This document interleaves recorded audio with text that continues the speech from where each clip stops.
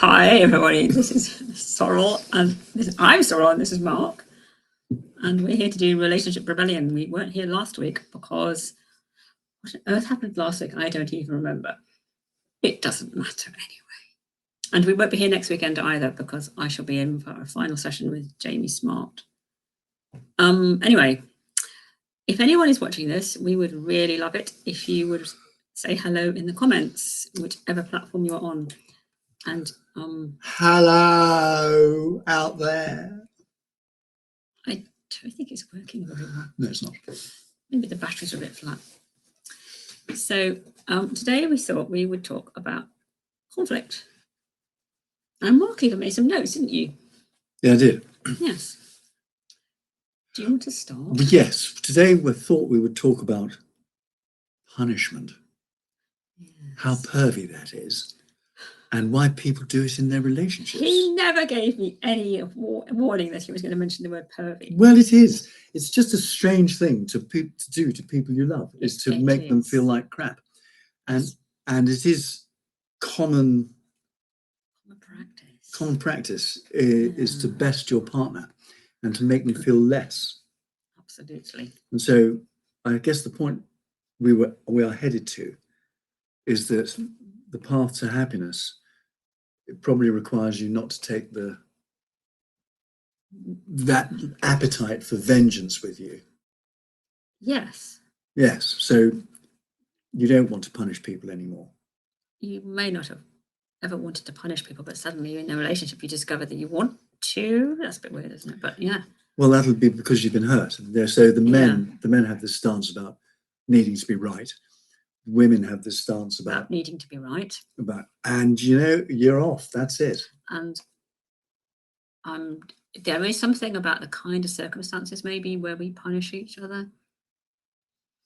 The classic one was because dinner was not ready on time, or because dinner was not good enough, or it was takeaway when he had been expecting something cooked. Yes, we're talking about a disappointment in expectations. Yes. And it comes with a recognition of lessness or of failure. So a wife might say to her husband, "Man up." I've never said that. Well, possibly not. But again, it is designed to make him feel less than. Yes, that's designed to make him feel less than. See, so now you've immediately got this battle on your hand. So he's punishing her for not having dinner on the table. So he will punish her back. And there is this... Or she'll punish her back. There is a swing ball of triumph that goes in argumentative couples about who's going to be on top. There is that, and then I think you end up in the death spiral, the very famous death spiral. Which is where people can't stop arguing. And they just go down and down, and it gets worse and worse, and it gets more and more bitter and twisted and right. So nasty. So how does one step away from this? Well, if you're actually in the death spiral at the time, probably the best thing to do, or the easiest thing to do, is to walk away. So I would always recommend either saying, I'm going to go out and get some air, or I'm going to go upstairs and just distance myself a little bit because I am getting too worked up and I need to calm down a bit. As opposed to blaming your partner, who's also probably getting needs to calm down. But actually, even I remember someone telling me that I think it was his sister was working in a call centre, and she would get some very angry people on the phone. She probably would get told off for this now, but she would say, "Well, why don't you hang up now and call me back when you've calmed down a bit?" That was back in the days when they used to pick up the phone, right? Yeah, well, it was about then. It was in the 1980s, I seem to remember. Yes. But it's a bit of the same kind of strategy. It's like, well, I'm going to go out and calm down, and the assumption being that maybe you will calm down as well. That's a short-term strategy for when you're actually caught up in it. Okay, this is actually quite a dominant move. It's taking control of the field. The other way of going in there would be saying, "Ooh, listening to you is making me feel a little faint. I think I'm going to go and sit down over there for a bit." You could do that too. Because if somebody is using sonic weapons on you, e.g. shouting and making you feel like less, it's only an idiot who stands there and takes it, right? Well, it's somebody who doesn't recognize what's happening to them. Someone who's not, they haven't got any skill sets. They are unskilled. They don't recognize that they are under attack by a hostile force. Yeah. and they don't recognise that they have an option of either knocking his lights out or actually retreating. That's quite a good way of going. Well, I think you can recognise you're under attack from a hostile force, but it's not knowing what to do about it, which seems to be the issue. Precisely. There will be some cases where people think it's actually merited and that they deserved it, and that's a very different cup of tea. Well, this is going to be back to the opener, which is, do you believe in punishment, including your own? Because if you do, you're going to have to eat all this stuff. If you don't, you are now somewhere totally different. I see punishing anyone as a bit weird, because they're either not sufficient or they're sick or they're stupid. And punishing any of those people is immoral. It is immoral. Absolutely. Well, so I think what we talked about just before we started this was the notion that if you figured out a good way of dealing with what's going on, which would be to stop punishing, for instance, and you do that, so you've made that change in yourself, then you're starting to model a different way of responding in that situation. So your partner may start to reflect that back. Well, this is actually quite an interesting thing, because once your partner recognises that you recognise them as a punitive, shouty, tanty thing, that doesn't have to be taken seriously. You know, if it's punitive, if it's having a tanty, if it's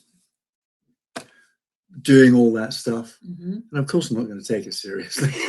I'm going to say, you know, it's lost its bloody marbles. And, you know, when people realise that tanties don't work, my word, that makes them grow up fast. Well, that's probably as true of adults as it is of children. Absolutely. And in my own case, you see, and this is, you know, beyond the pale, behind the pale. In my own case, if I've got someone who's busy putting a tanty on me, a proper tanty. It's never been me. There's never been you, but you know, I just recognise, you know, there was a time when I was less merciful, and I would just try and kill them. You didn't. Well, if they're that cross, all it takes is another question. I mean, you can do it with 3 words. No, you can't. And boom, they're gone. You know what I'm saying here? So, you know, when it's that exposed and that temperamental, it's also very, very, very fragile. Yes. Yes. Yes. And if you are not going to eat that stuff anymore, there is another choice. You know, there is another stance to have, and that is to not to take it seriously. That drives them mad. It's obviously not great. But sometimes it can make it worse, Mark. I mean, just so long as you make sure the door is behind you. Oh, okay. Oh, yes. So you close the door behind you. No. You have to be able to get away. Oh, sorry, that kind of behind This is the leaving statement. Yes, you see, I don't think I'd have got away with that. No, well, that's because you don't recognise. Had you recognised in the hostile advance? I did. As a hostile advance. No, you didn't. You went into shock. You went into the defend yourself stuff. You went into the, is there a point to all this? I don't think I managed to step outside my jar. Well, exactly. Yeah. Whereas if you've had some combat experience, you recognise what combat looks like. Probably true. Yeah, I mean, you can see the hostility, but you can't always get the full picture. Okay, let's just deal with this. Let's just say if it comes to you and it's got any of these levers, it's got tone, it's got glaring, it's got volume, it's got stancing, it's got othering, it's got lessening. Any of those. Any of those boxes. Any of those things are there. Yeah. It is not a friendly engagement. And you only need, I think it's important to remember, you only need one, don't you, really? Just one. Because now you know you're not dealing with somebody who's in grace and dignity. Now you know they're actually, when somebody is actively, directly being hostile to you and you're supposed to be in a partnership, you're supposed to be a couple, you're not a couple anymore. No. And what's really interesting is the divorce figures. Now, I don't know what they are in this country, but in America, it's 44% of marriages end in divorce, apparently. Well, I would imagine that in every one of those, and you know, just occasionally it's because the couple have decided that they're going to go their separate ways because they want different things in life. And it's not that they're fighting, but for probably the vast majority, it's because one of those boxes has been ticked. Yes. And it doesn't matter which one it is, really. Yes. And this is the, you know, we get to this place of, are your needs being met, love? You know, that's a really interesting reason to have a fight. But then, of course, the next question is, who should fill your needs? So there's 2 things. Actually, there's 3 things. There's recognising what your needs are. That's the first bit. Yes. Like you told me recently about a man who never drank any water. So he clearly did not recognise that he needed to drink water. And he was complaining, was it backache? Oh, the whole story. Okay. He was as stiff And- as an old loaf of bread. And he was an electrician or something. Yeah, he was a builder. Builder. Yeah. So doesn't know what his needs are. Doesn't Maybe know what doesn't his- know that how much sleep he needs either. Doesn't know what his needs. So that's the first step. The second step is to recognize which of those needs you can meet for yourself. Yes. And which of them you need somebody else to help you out with. Yes. And the third one is which ones you can expect your partner to meet, because you can't expect your partner to meet all of your needs. That's not reasonable. That's nice. And if your partner is refusing. So would you blame me for not making you happy? No, because I don't expect you to make me happy. I expect myself to make me happy. There is consciousness. Because I know I don't need the responsibility of all that. It's a huge burden. If you were massively getting in the way of my happiness, I probably wouldn't be with you. Well, that's another side of the story. It's the same story, but you're responsible for your own happiness. Yeah, that's the point. And exactly. If you were doing something that I found quite difficult to deal with, I would talk to you about it. Of course you would. I wouldn't put up. Well, I don't want to say put up with it. I would want to address it before it became an issue. You see what I mean? Yes. Now, how would you do that? I'd just talk to you about it.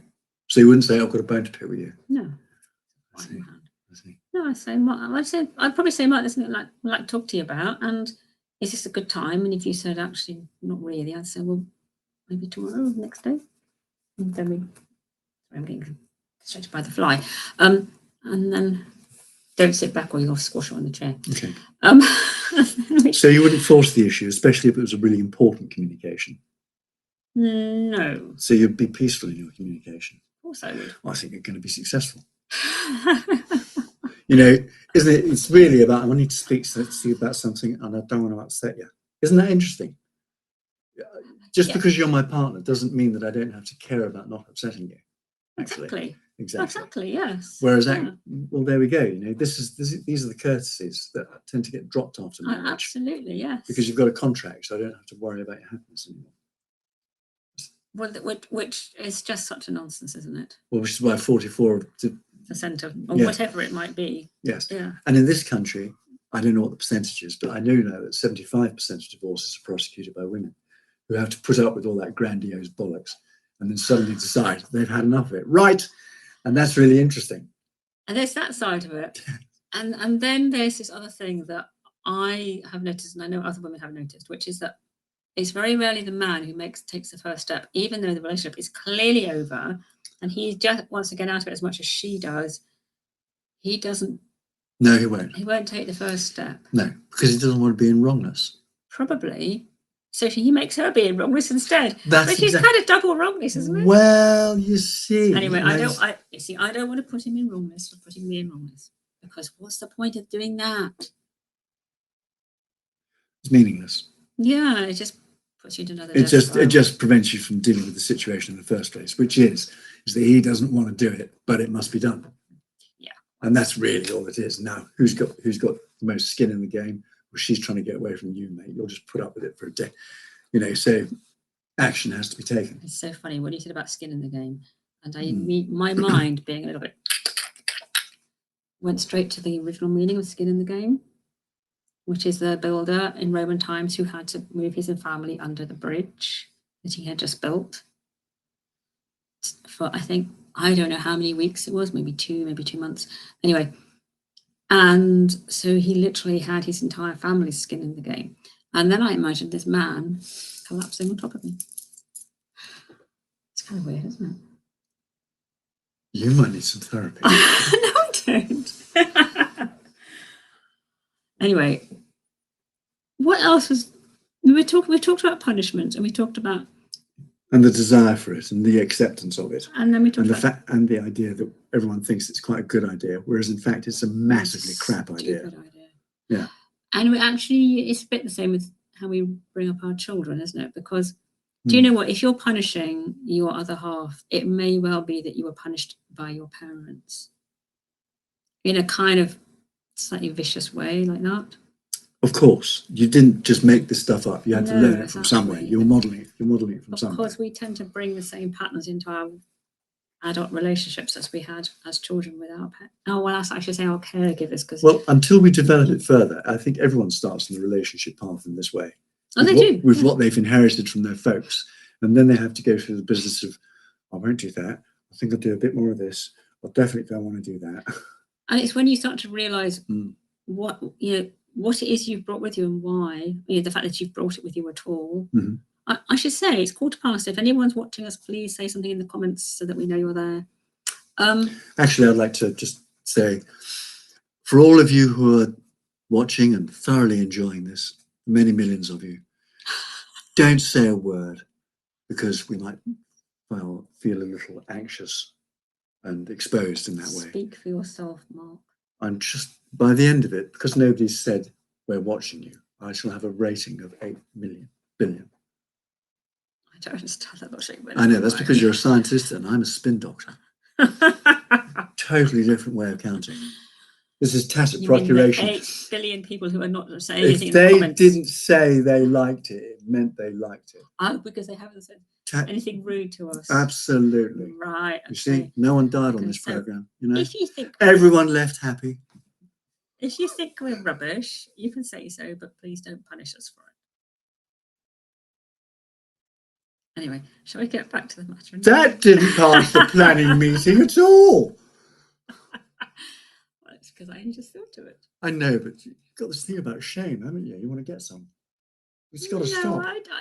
It's just comfortable. I'm used to it. Okay. Anyway, no, I don't want to get any more shame. Okay. I just thought that was quite funny. It is quite funny.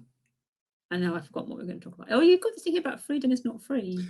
Freedom is not. Yeah, freedom is not free. Yeah, so that was a big thing for me. Rights do not exercise themselves. No, so when somebody is giving you all the tone and the glare and the posture and the obfuscation and the gaslighting, you have to say, oh, I think I've noticed that, and not take their word as truth.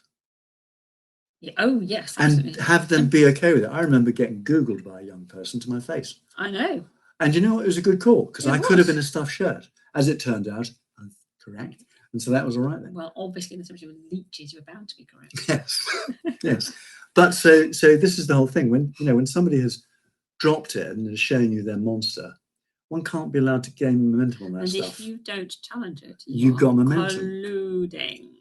Yeah, that's the whole thing. And women are famous for colluding in their oppression. Yes, because they are not ready to accept this beast is being a beast. Well, we protect. And I think that, we all have that capacity. So I'm observant of that.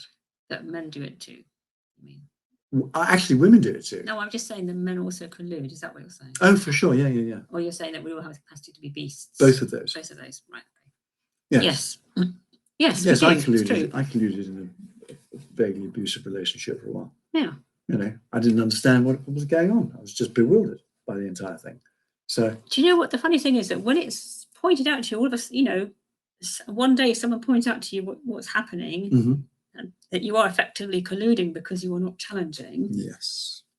Then it's like it turns on a dime. Well, because now you have a duty to grab your own power. This is where claiming your freedom and exercising your rights. You have a duty to grab, exactly. And I think I like that. You have a duty. You do. Yes. You do. Otherwise, you're not probably fit enough to be here. And actually, in a sense, but also you also kind of owe it to the other person, because until they realise what they're doing, they're not going to change and they're not going to grow. And they will do it to somebody who's much more dangerous than you, and it will end horribly. Well, even if they do it to somebody who's less dangerous than you, they are not growing. You see, that's the woman, this is the man. Yeah, well. You care, you're kind. You really... Well, of course I care. I could give a toss, just as long as you're in the right. I don't care. Your vocation. Do you know what? It's interesting. I was thinking about the guy I lived with in America for 5 years, having spent 2 years corresponding across the Atlantic.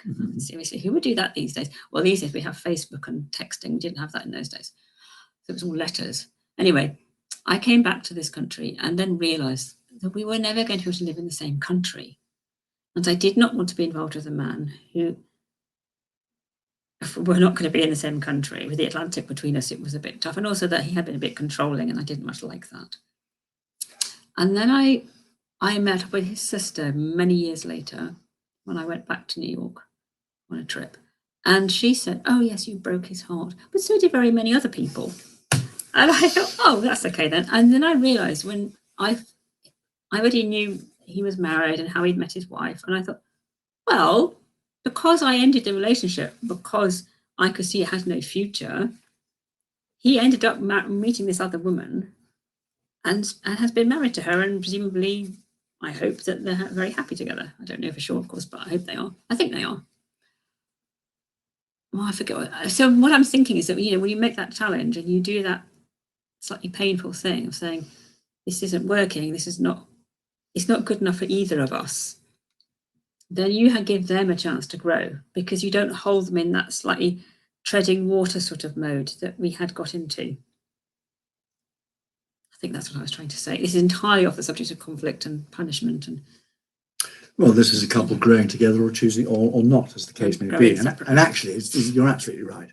I mean, you're in a relationship with the bloody pond in the middle of it. The no kissy snogs. I mean, that's not got well, any... it would be very expensive, a lot of air miles, wouldn't it? Visiting each other. I mean, I wouldn't even have wanted to do the sort of California to New York thing that people sometimes do, or maybe London to Berlin. I don't know, or further afield. But I suppose the point about it is that when you challenge them, you give them the opportunity to grow. That's what I was trying to come at, and I think I roundabout. Yes, because I'm working on the assumption that they don't know, which is why they're being idiots in the first place. They have no self-awareness. My friend wasn't drinking enough water. He had no idea that he was a desiccated husk of a man until we soaked him overnight, and suddenly he found out how bloody wonderful you can feel. When your joints don't creak when they... Can you imagine being a builder who never drank any water and all those creaky joints? Try not to. Well, he was, he wasn't young enough to be utterly screwed, but he was, Yeah. It was a very common thing. Well, yes, I've met tradespeople who don't drink water. Well, actually, if we're going to talk about water, because that is a big issue, with regards to hydration, the prescription I gave him for life was a glass of crap and a glass of water, coffee and a water, Pepsi, water, anything, water. You'd have to take the remedy to clean the chaos that you've just created. Can we apply that to what's going on in these toxic relationships? Well, yes, you can, because it would be cleansing and refreshment. And actually, the toxic relationships, if a body hasn't had a dump, it's going to be in a pretty poor condition. And if the mind hasn't had a dump either, it will also be in pretty poor condition. And, he can't talk and clear his mind. She's got no one to talk to be able to clear her mind. It's a communication I would issue. challenge that. Well, she usually has people to talk to, or her girlfriends. Yeah, do they give her any decent counsel? But they might all be playing if it wasn't for him. Precisely. So you might as well have a chat to somebody who, find somebody who's happy and listen to them. That would be an interesting thing. That is a good one to do, actually. And I do remember my friend Isabel telling me that you have to be the one to change, because the only person you can change is yourself. Well, she grabbed her power then. Great counsel. Yes. Yes, and she pointed out that something that he was doing that was kind, and I can't remember the details anymore, but So the accuser suddenly realised that they weren't all bad. So I realised that things weren't as bad as I thought they were. There we go. Because you have to remember, which we've probably not really mentioned, is that there's that black box between that person's behaviour and my understanding or my experience of it. The black box is my interpretation. Yes. So if I interpret his or her, or could be her behaviour, as being just entirely about punishing me, for instance, that's what I'm going to experience is punishment, but it might not be punishment at all. It might just be something entirely different. If it looks like punishment and you haven't had this little agreement. Oh no, sometimes punishment looks like punishment because it's all you can think. It's like it's like the hammer. If all you've got a hammer, if all you have is a hammer, all you see is nails. So if the only thing you can see is that he's punishing me because he doesn't like what I'm doing, then even when he's not trying to punish you, that's how that's how I was experiencing it at the time. And in this particular occasion, I mean, I don't know what the truth was because Isabel's Do interpretation. you know, for myself, this all comes under the "I didn't mean it" heading. And if it happened, it doesn't matter whether you meant it or not. It happened. You know, if he was shouting and blah blah blah. Oh, I wasn't talking about shouting. All right. No. You know, no, it was just a debate we were having. Okay. And what I'm saying is that yes, sometimes it's a little ambiguous. And when there's ambiguity, there's lots of space, isn't there, for misinterpretation. So this is, I don't want to go into details, so I'm going to let this drop now. But all I'm saying is that sometimes other women that we talk to can have good counsel, and they can give us help us see things differently. That's probably what's important, because if everyone had exactly the same perspective and they all said, yeah, you're right, he's definitely wrong, that wouldn't be helpful. No, because you wouldn't evolve. Yeah, exactly. You know, and victories teach us nothing. It's our failures that teach us everything. Absolutely. You know, absolutely. So there was something else that passed through my head, and it's gone. We've got 5 minutes left. No, we've got 4 minutes left now. What was it?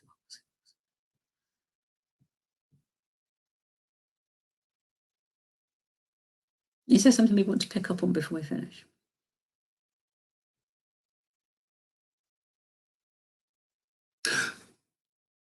We haven't had any playtime. We haven't had any playtime. Those of you who don't know her, you're about to meet That's Harriet the Hen. good. You see, you can't have a relationship without playtime. Can you, Mark? No, you Or can't. Harriet. And Harriet knows as well. Hi, Harriet.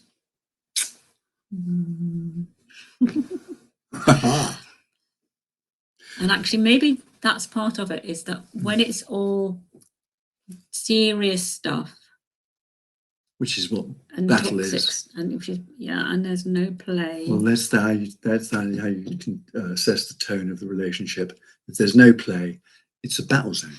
It is. If there is no play, it's a battle zone. And play means people having a nice time, laughing together, as opposed to crying in the corner. Yeah. You know, and if there's people having a nice time, laughing, you've probably got something. If you don't have that, if you've just got angry, yes, you just got angry. You go, yes. The question is, and I'd love to know if anyone has any experience of this. If you're in a relationship where there's quite a lot of conflict, and you bring in some playtime, is it then easier to make your way out of the conflict, to bring that to a close, as it were? Is it?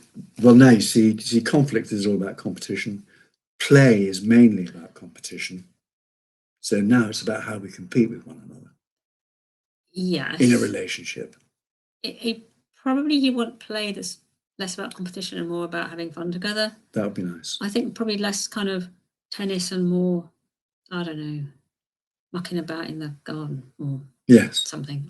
I just made something that gets a giggle. So when anyone's watching this, even on the replay, if you've got anything to say about whether play brings some healing into a relationship, if you've had the experience of that, we'd love to know, because... And have you healed a relationship with play? Yeah, exactly. Because that would upgrade communication. Because we'd love to know what your experience is.